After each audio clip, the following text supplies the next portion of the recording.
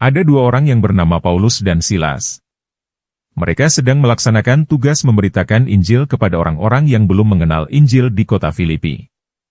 Namun, ada orang-orang yang tidak senang dengan mereka. Paulus dan Silas kemudian ditangkap dan dimasukkan ke dalam penjara dengan tuduhan palsu oleh orang-orang jahat itu. Mereka berkata, orang-orang ini mengacau kota kita. Padahal tidak demikian. Sebelum dimasukkan ke penjara, orang-orang jahat menyeret Paulus dan Silas ke pasar untuk menghadap penguasa. Mereka merobek pakaian dan memukul Paulus dan Silas berulang kali. Kasihan sekali ya adik-adik. Tidak hanya sampai di situ, di dalam penjara yang paling dalam, mereka mengikat Paulus dan Silas, membelenggu kaki mereka dengan pasungan yang kuat. Namun, Paulus dan Silas tidak mengeluh sama sekali atau marah kepada Tuhan.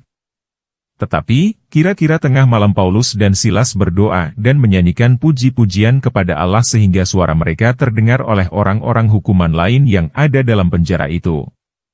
Tiba-tiba, terjadilah gempa bumi yang hebat, sampai-sampai sendi-sendi, dasar penjara itu goyah dan seketika itu juga terbukalah semua pintu dan terlepaslah belenggu mereka semua. Ada seorang kepala penjara yang sedang tertidur pada waktu itu, juga terbangun dan dia begitu kaget melihat pintu-pintu penjara telah terbuka.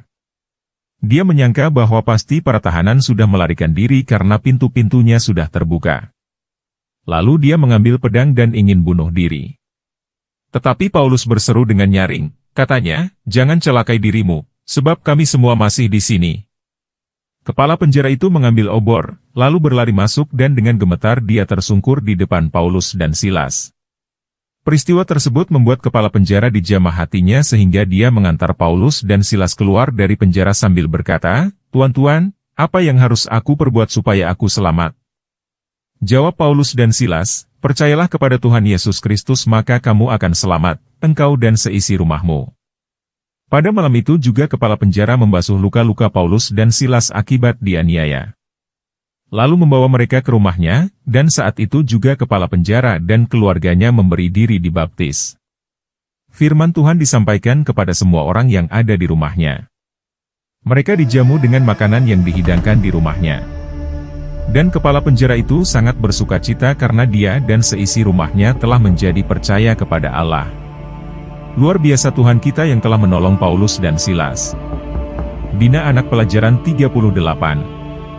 Judul, Pertolongan bagi Pembawa Kabar Baik. Pembacaan Alkitab, Kisah Para Rasul pasal 16, ayat 19 sampai ayat 34. Ayat hafalan, 1 Tesalonika pasal 2, ayat 2b.